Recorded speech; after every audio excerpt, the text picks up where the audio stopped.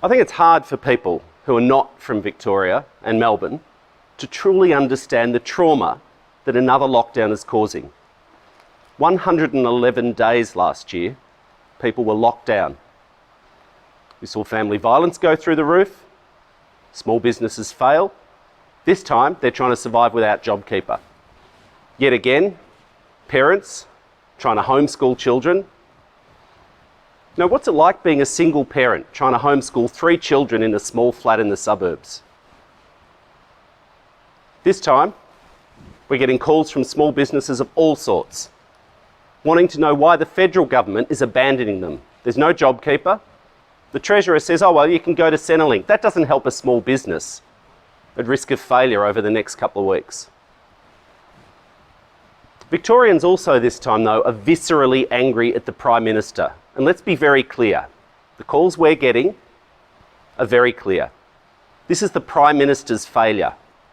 This lockdown in Victoria is because of the Prime Minister's failure on vaccines and quarantine. He had 2 jobs. He had 2 jobs. Get the vaccine rollout right and take national responsibility for quarantine, and he's failed on both of them. He's been telling the Parliament, well, don't worry, hotel quarantine's 99.9% successful. Well, the times it fails, that 0.1 or 0.01%, are devastating.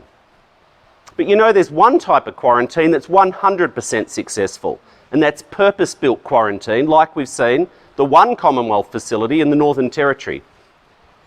If you're a dog or a cat or a horse and you come into this country, you go to a Commonwealth quarantine facility. But apparently if you're a person, well, that's something we can blame the states for. Now, I'll bet my bottom dollar. There's no doubt that in the next couple of days, he'll panic, he's getting desperate. I think even he at some level realises the failure, the mess that he's making. He'll make some kind of announcement saying, oh, well, we'll build a purpose-built quarantine facility.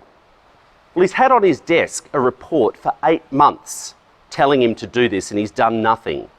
Jane Holton yesterday called him out for this. How can anyone trust anything this Prime Minister says now? Frankly, he's a bullshit artist. He told us last year, don't worry, there'll be 4 million people vaccinated by the end of March. He said, don't worry, we've got aged care. Well, when this outbreak started in Victoria, we found that only 40% of aged care residents have been fully vaccinated. 29 homes, they hadn't even turned up for the first dose. 2% of people in disability care vaccinated. Now, it sounds like I'm getting a bit personal at the Prime Minister, and I am. I don't like him, I don't trust him, I don't think he's good at his job.